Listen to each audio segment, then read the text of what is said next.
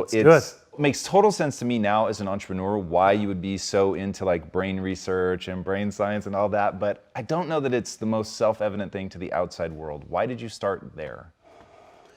Well, I didn't start there. What happened for me personally when I was a teen, between the age of 13 to 17, I got into an enormous amount of trouble with the law. I did a lot of unethical things, and I was getting myself into so much trouble. And I had one mentor that my brother introduced me to. His name was Alan Brown. He was a very successful philanthropist, entrepreneur, and he agreed to meet with me for lunch one day. And he asked me, like, why are you doing these things? You seem like a nice young kid. And I said, I don't know, I just want to make some money and I just want to fit in. And he goes, but you seem like you're intelligent. Why don't you just use your brain's natural abilities? I go, well, listen, based on my education and based on what the teachers have told me, I'm not going to do very well in life.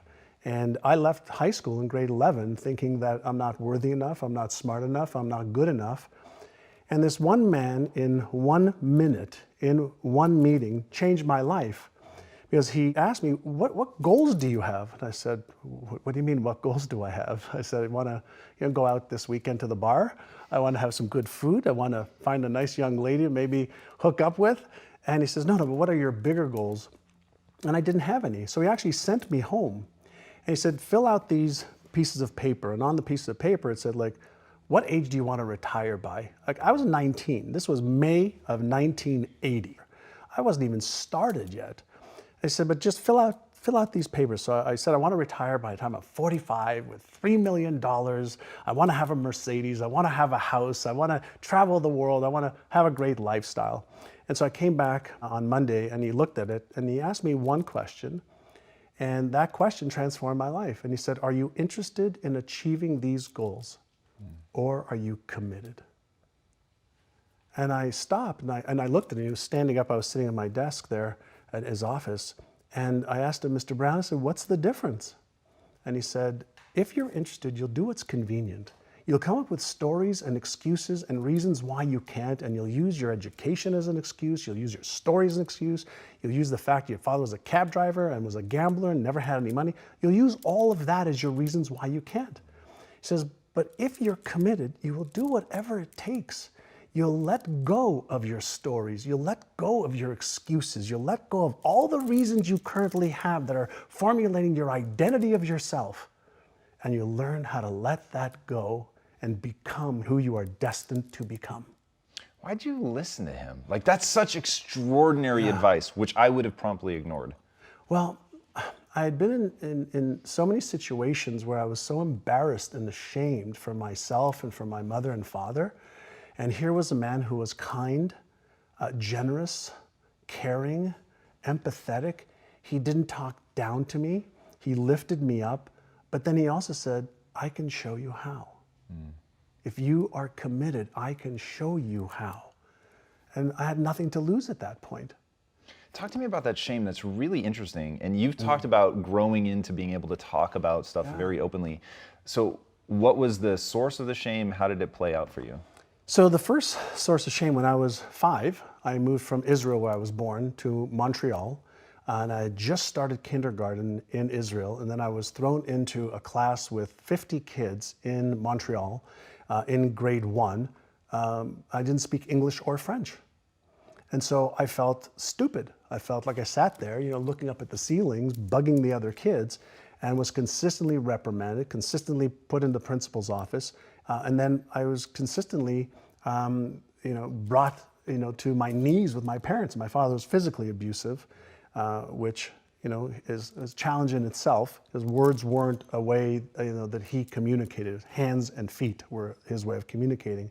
And so when I did the wrong things, that was the punishment.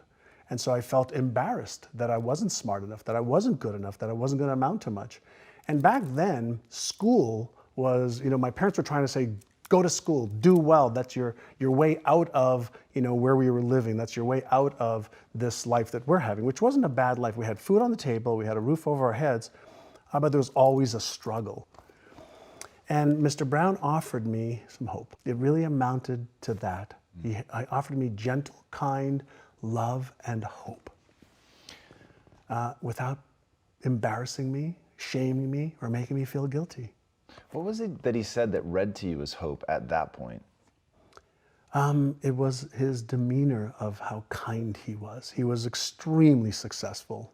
Real estate offices, real estate buildings, a wife, Lori, children, just kindness, just raw kindness. There was nothing for him to gain from helping me. He didn't know me, but he just was kind. And it was one of the first times that there wasn't a hidden agenda or somebody just, putting me down for being a degrading human being or degraded human being. And he made me promise that if I took what he taught me, I'd teach it to others. You've become this really extraordinary example of rewriting your story. Yeah. How did you get out from under the story that you would have had to have been forming if your father was abusive? Because now I know that you guys, you're in very regular communication. Oh, yeah. So Just turned 88 and it's amazing. So I forgave him 50 years ago. What did that process look like? I know a lot of people are watching this right now. They are stuck in a story, man. Like something happened to them as kids or whatever's happening to them now. They don't know how to get out from under that story and could never conceive of having a beautiful relationship, that they've re-explored and reimagined. Yeah. When I was in my 20s, one of the things that Alan put me on a path to was personal development. Read a book a month, go to events, listen to cassette tapes back then of motivational stuff for motivation, for inspiration, for strategies, for tactics of what to do to raise your level of skill and knowledge. So I went to this event and I brought up this challenge that I had with my father. And the instructor said, when are you going to forgive him? I said, never. I'm never going to forgive him. Fuck that, forgive him. There's so much pain. And the instructor said, well, if you're never going to forgive him, then you're the one taking the poison pill, hoping he's going to die or he's going to be affected. He says, you don't forgive him for him. You forgive him so you can move on. I was like, aha, number one. And then he said, why don't you ask your father why he did it? Whoa. Why was he like that? And so when I mustered up enough courage on the phone with my father, I said, Dad, how come you've never said I love you? He says, well, my father never said he loved me. That's not what a man says. But you say to my sister, says, well, that's okay to say to a girl or to a woman. He said, why did you hit me so much? He says, because you were being a bad boy. I said, but why didn't you talk to me? Why didn't you just talk? And he says, well, because my father hit me too. I had to put you in your place. I had to teach you the right way to stop the behavior. And it was at that moment that I realized he just didn't know better. That's what he learned, was the process to try and help me. So he's not a malicious human being. He's a kind, loving, caring man. But he was taught to get compliance hit, so the pain will cause you not to do it again. And in theory, understanding the brain science today, it does work in some cases, but especially with children, even adults, the physical and mental and emotional trauma that's created when somebody who loves you also inflicts so much pain to you, there's confusion. The neural network in the brain says, I love this person, my mother, my father, my best friend, whatever. And then there's so much pain associated. Now we have these patterns in our brains of this love and fucking hate. Love and pain. And it's very, very confusing. But after this dialogue with him, I started telling him, I love you. And it took 3 years. I used to call him every week. Whoa. I started telling him, I love you, Dad. Hang up. I love you, Dad. Hang up. I love you, Dad. Hang up. Then one day he says to me, I love you too, boy. Wow. And then he has never not said I love you to me, my brother, or my sister since then. Wow. That's really extraordinary. Yeah. What was the mechanism? You're so good at getting to the just raw how I pull this off. I know you use vision boards, which I definitely want to talk about. Accomplish boards, which I think is really extraordinary, and I'd never heard that before, and I think that's really, really awesome. Crap board too. What board? Crap Crap board? Get to the crap board. All right, well, we definitely have to hear about that. Were you using the crap board to like reframe the story? Like, how did that work? The crap board didn't come until the last couple of years. Let me come back to the Alan Brown story. When I came back that following couple of days with my goals, and he asked me committed or interested, I said I'm committed, shook my hand. He then put me through real estate school for 5 weeks. I graduated from real estate school May 20th, 1980. And the only reason those dates are ingrained in my brain, I passed the real estate test on my own without cheating. Wow. So that was step one. When I came back to the office, he had the forms that I'd filled out. He says, great, sit down. So I want you to read every one of them every morning that you come in the office at 7:30, and I want you to run your fingers across them. Were these the goals or the beliefs? Those are the goals that I had. So he had me write my vision for health, wealth, relationships, career, business, finances, charity, fun, experiences, everything, every area of my life. He had these documents. He said, I want you to read them every day. And you're going to do it while you come into the office so that I know that you've done them. And I want you to run your fingers across them as you're reading them. And then when you're finished one paragraph, close your eyes, and I want you to feel, what would it be like if that was true? So he got me to see it, to touch it, to close my eyes and visualize it and to feel it. So at the time he didn't understand what he was really doing, but he was causing me to create new neural patterns in my brain that did not exist before. The only success that I'd ever really seen was on Lifestyles of the Rich and Famous. And I said, one day, I want a life like that. And so every single day for a year, I had to do that. And it only took 10 or 15 minutes. And there was also beliefs. You talked about what else was in there. He also asked me to write down, what would you have to believe about yourself in order to achieve those goals? I said, well, I'd have to believe I'm smart enough, but I don't. He goes, I don't want to know what you don't. He says, what would you have to believe? Well, I have to believe I'm smart enough.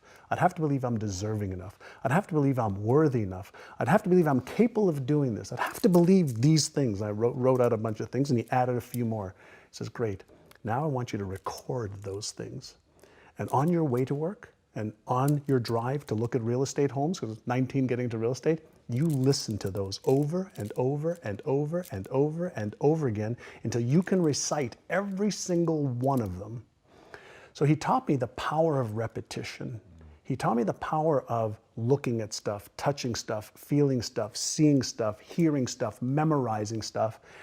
And at the time I was 19, I felt this was fucking ludicrous to me, right? This is like, what the hell am I doing here? It was nuts. But that first year at 19, I made like $30,000, which was $5,000 more than my dad made as a cab driver. So I said, something's working. And I just kept doing it. I was too afraid not to. So I kept doing it. In the second year, I made $151,000. Whoa. 5 times. Now, in the second year, he started upgrading my knowledge and skills more. So he started to say, okay, instead of doing this now you've graduated to doing this. And he taught me some upgraded skills. And so the combination of training my brain at a young age with beliefs that I wanted to have, he taught me the right habits to have, daily rituals, for goal achievement versus goal setting. That's interesting. Right? So he said, everybody sets goals. Either they write them down or they don't, they have them in their head. I'm going to teach you how to achieve goals. It's really interesting coming from the guy that was in The Secret. And I love what you've talked about, the difference between the law of attraction and the law of Goya. Oh, yeah. So talk to us about that. So the law of Goya is simply get off your ass. So if you think and you believe and you emotionalize, you visualize, and you create your plan for how am I actually going to achieve this? So what do I need to do? When am I going to do it? How specifically? How am I going to tweak it, measure it, and iterate it so that I'm consistently making progress? I learned the value of progress versus perfection. None of my mentors ever had me focus on perfection. They had me focus on progress to just keep getting better. Little incremental gains every day, every week, every month, every quarter. And even when you move backwards a couple of steps, what's the progress that you made and what you learned? So I was taught that failure is an opportunity to learn And I was also taught to disassociate me being a failure from failing. For sure. Right? I want to go back to what you're talking about with beliefs. Yeah. And you said, this is so cool. You were talking about how you wrote down these beliefs and you were reading them over and you were doing what you're told and you were running your finger across it. You're really allowing yourself to feel it, imagine it, and your brain was screaming something at you. My brain was screaming, that's bullshit. That's not true. You're not successful. You're not earning that amount of money. You're not smart. You're not this. But I was also taught at the same time that when that happens, first and foremost, that's normal. That's the old self and the old patterns trying to fight for their life. And he said, with repetition and emotion and consistency, initially it's hard. And you have to use conscious effort to create the new beliefs. He says, but over 30 days, 60 days, 90 days, 180 days, that new pattern that you're focusing on and paying attention to, your brain basically says, well, I guess you really don't need those old patterns. You keep activating these new ones. Let's just make these ones work and let's make these real. Yeah. But I wanted to understand what happened. And with even the law of attraction, I was taught the law of attraction, I was 23, 24 years old. Also at a real estate conference, they were talking about this law of attraction thing, that there's this energy, everything's made up of energy. I am energy, you are energy, and my thoughts, create this resonance between what I attract and what I don't. I'm like, oh good, I like that shit. Like I want to attract more of the good stuff, right? And so I bought in, I bought into stuff that just made sense to me, but then I was a voracious student. I wanted to understand how. Explain to me how it works. If somebody tells me visualize, I go, why? How does it work? If you ask me to visualize, why does it work? Why should I invest my time on that versus something else? If you're asking me to use affirmations, how specifically, why, how does it work?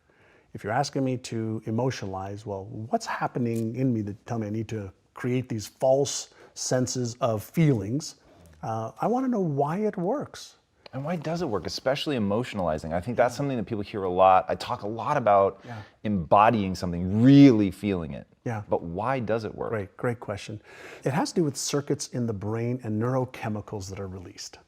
And so when we feel something, chances are that we're going to release dopamine in the brain, the feel-good neurochemical that activates the reward center of the brain.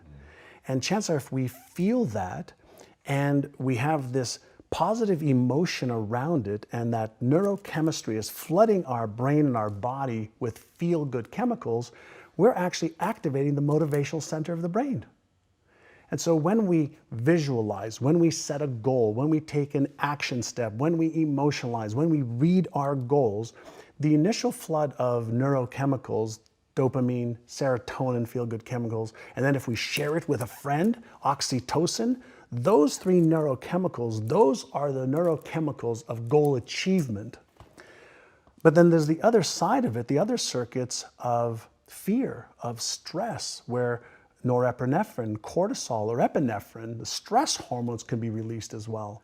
And so I'm fascinated, and I want to teach people the stuff that we've learned about beliefs, self-esteem, self-worth, fears, and the stuff that really holds people back. Because all the how to get healthy and stay healthy, we know.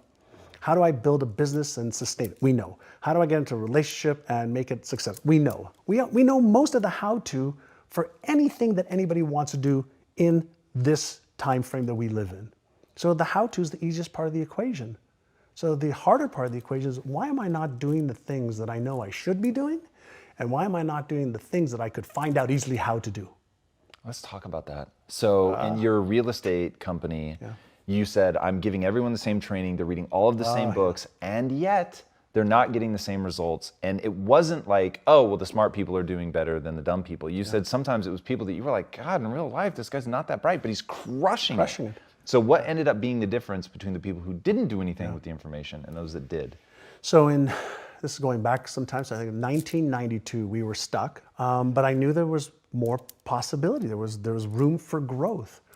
And I wanted to figure out if the stuff that I did in the 80s when I was a kid, that broke free, would it work with some of my agents? And so we took 75 agents, randomly, agents said, hey, do you want to get into a 6-month program to like retrain your brain, your subconscious brain, around your beliefs about what is possible for you to achieve, around your habits of what you have to do in order to achieve that. And we focused on retraining their subconscious mind. And so for 6 months, they had to go through a process of listening to certain audio tapes, reading certain materials every day, and following the process of training their brain, specifically their subconscious brain, which controls 95 to 98% of all of our thoughts, emotions, and behaviors today. And within 6 months, that group increased sales by $100 million. Jesus. $100 million. And I said, holy shit, right? This is working. And so we started to teach. Some of what we teach now in NeuroGym, actually now we have the technologies, we have the systems that are far better than what we did back in the 90s. And we went from 1.2 billion to 4.5 billion a year. And it wasn't because we taught them any more skills to be real estate agents. We taught them how to change the way they thought about themselves. We taught them how to change their habits. Wow. Our agents who made $750,000 or more were in front of a client 75% of the time. And when we asked all the agents that weren't in front of more clients, like, why are you doing that? Like, why aren't you in front of people that are going to help you earn more income? Oh, well, we're busy doing this and doing this and doing this. And they had stories and excuses and reasons why. And so part of the work that I love to do now is really help people understand, what is your story? Like, what's the story you're telling yourself? Because we all have a story. We have a money story, a relationship story, a health story. We have a story for everything. And then that story keeps recreating our lives over and over and over again. And we have beliefs that support the story. We have habits that support the story. We have people that support the story. We have systems that support our story. And so my question that I always ask people, who would you be with a different story? Talk to me about set points. That was something really interesting in what you talk about around the stories and things that we carry that I found really interesting. Sure. So Maxwell Maltz wrote a great book many, many years ago, probably in the 70s, called Psycho-Cybernetics, right? And Maxwell Maltz was a surgeon who performed surgery on people. And what he noticed is even after plastic surgery that he performed on people, some people didn't see any change in their faces. And it was visible to everybody else, but not to them. Because they had a map of what they thought they looked like? Yes. Okay. So we all have a map of reality. We have a map of what we think we look like. And any deviation on the physical level to that map, to that visual representation we have in our brains that doesn't match the map, your brain deletes or distorts it. So when we were working with real estate agents, or when I work with business owners, in addition to upgrading knowledge and skills, if you think about how, let's say, income, we have set points for how much income we earn. So whether it's 10,000 a year or 20 or 50 or 100 or a million, it doesn't matter. We get this set point, and then we behave the way we need to behave, and we feel what we need to feel to earn that income. And over a period of time, it becomes part of the brain's default mode network. So we develop set points for everything. And so if the set point's in the brain, and there's a psycho-cybernetic mechanism in the brain, a control and response mechanism in the brain, and it's our brain, why not learn how to reset the set point? And so now we're looking at what technologies are available to help reset that, what evidence-based methods are there to set that, or to reset that. And so when we take, let's say, visualization, right, and you start to see yourself, even if the picture is not clear in your mind, of achieving the next level of your success, whether it's releasing weight and keeping it off, getting into a relationship that you love and are happy in, whether it's to make 2 or 3 or 5 times more money and live a certain type of lifestyle that allows you to do the things that freedom with having money allows you to do. If you start in your mind first and you impress that through conscious efforts into the subconscious mind, it then causes thoughts and emotions and behaviors. So I like to work from the outside in and from the inside out. So use both. I want every advantage. It's interesting. So I've heard you now a few times, and the first few times it didn't really make my radar, but you always say release weight. You never say lose weight. Yeah. What do you do when you lose something? Look for it. Yeah, I don't want to look for weight that I've lost. I want to release it. I like to use language patterns as well that are going to empower me versus disempower me. Self-talk is so critical. And so I'm consistently paying attention to how am I speaking to myself? Am I speaking to myself in a kind, motivating, empathetic, compassionate way? Or am I consistently self-deprecating and putting myself down? I used to think a lot, when I was younger, I'm not good enough, I'm not smart enough, I'm not worthy. Those thoughts, and lots of fear of being embarrassed, fear of failure, fear of being ashamed. And I still have the thoughts every once in a while, especially when I'm setting new goals. Those come up, holy mackerel, they come up so freaking fast. Are you smart enough to achieve that? Are you good enough to achieve that? Even when I got into really diving deep into the brain science and even my new book, I was petrified to release my book. It took me 2 years to write it, because now I'm entering another whole domain of neuroscience and neuropsychology with world-renowned experts that I've worked with for years. But now here I am putting myself out there with, hey, this is neuroscientifically correct. So I had to make sure that it was. But there was a lot of fear.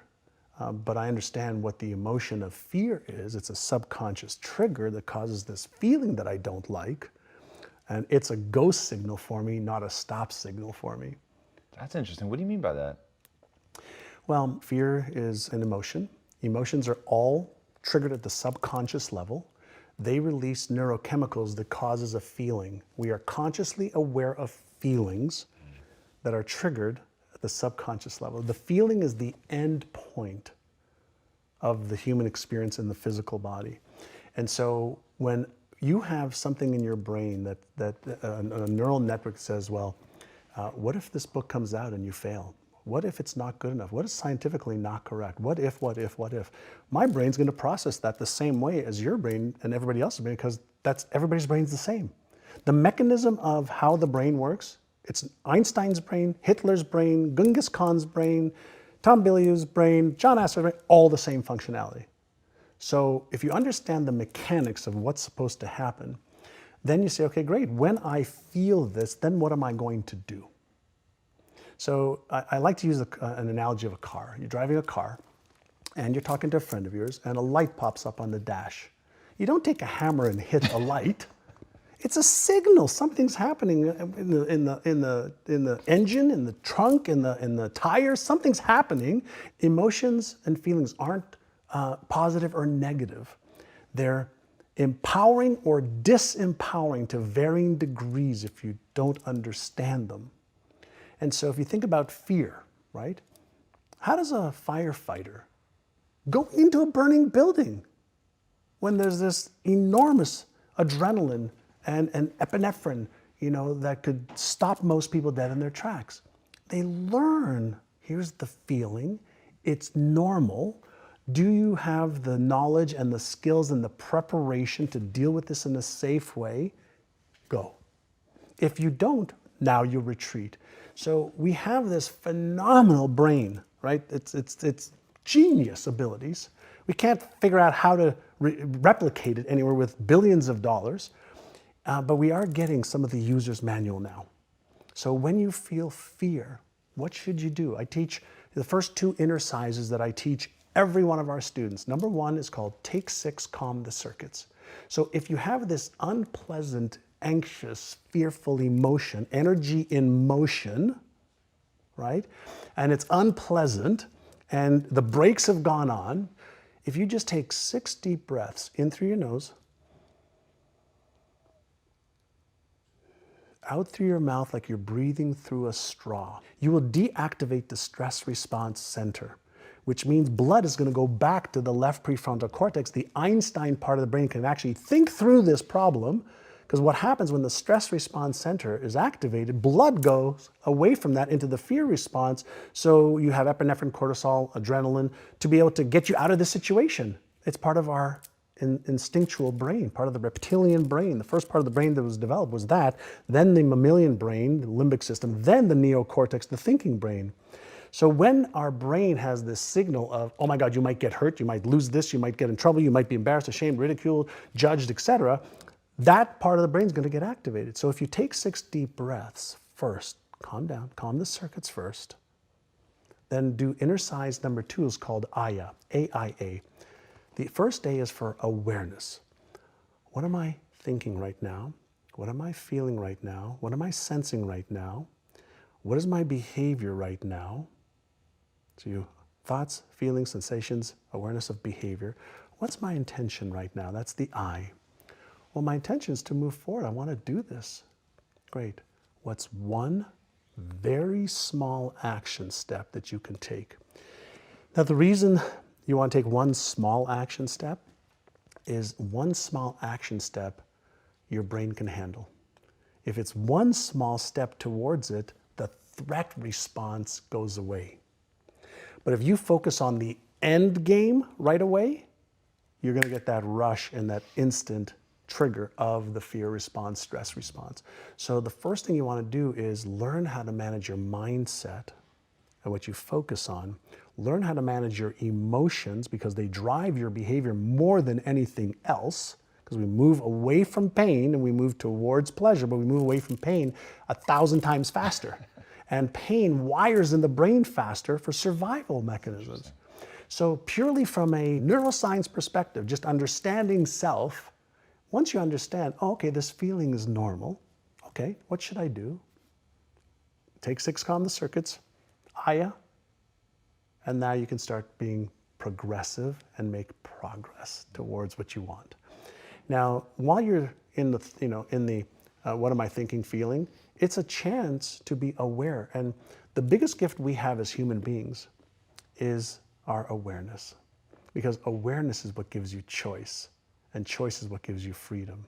Most people are living their lives in a reactive state, automatic reactive state because of these set points that we started talking about. So we're in this repetitive cycle over and over and over and over. We react to the same things, we behave the same way, we eat the same foods, we dress the same way, just to maintain that homeostasis and comfort zones. And we've never been taught. Like when were we taught it as kids? Like, here are your 6 core emotions. Here's the way you deactivate your stress center or fear center. Here's how you activate your imagination center. Here's how you have more focus. Here's how you develop a new belief. Here's how you develop a new habit. Here's how you release one.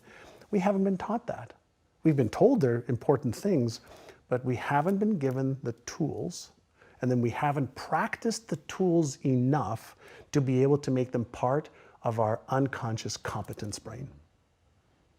So how do you do some of those things? I mean, that was a pretty extraordinary list. And I'll say beliefs, releasing beliefs, habits, releasing habits, like that is really interesting. So what is a belief? I mean, think about what is a belief?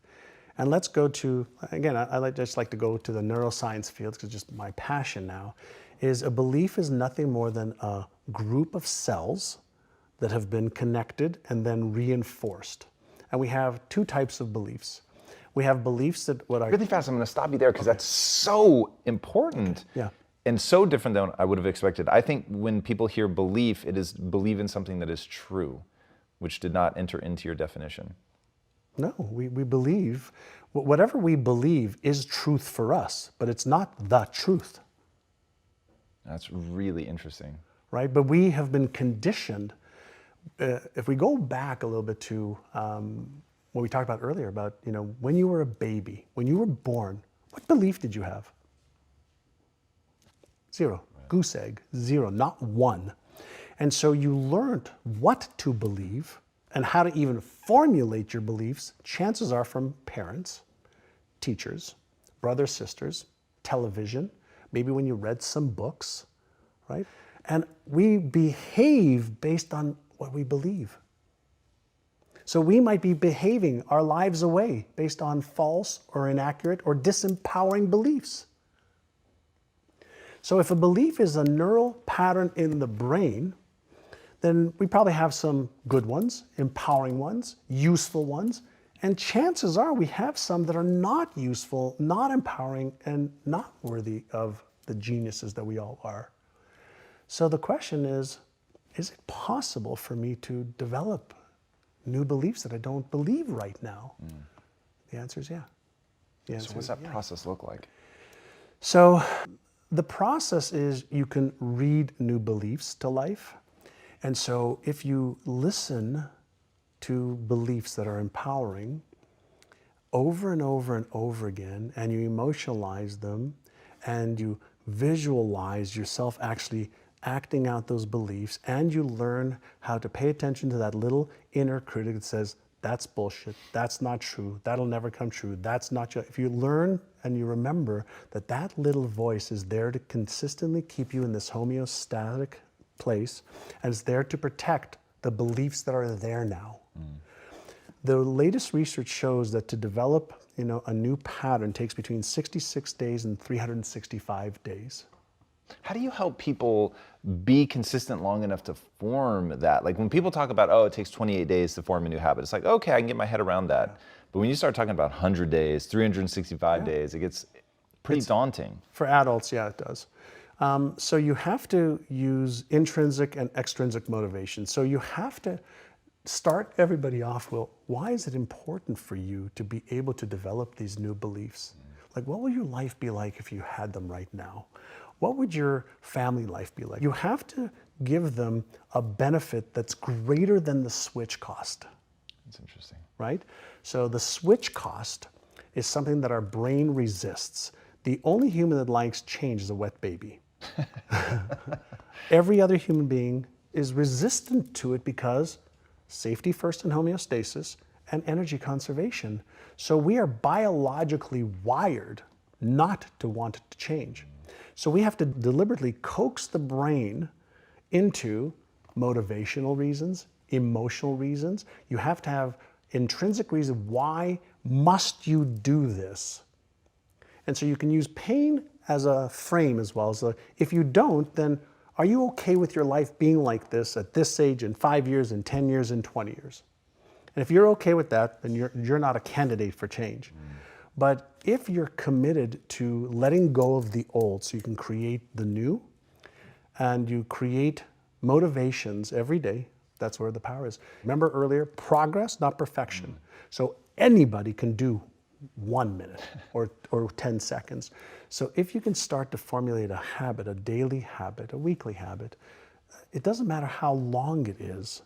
If you can create that space in your brain that on this day, at this time, this is what I do, and you do that repeatedly, that becomes a habit. And it takes those 66 days or so for a simple habit that you have to consciously do to then the habit doing you.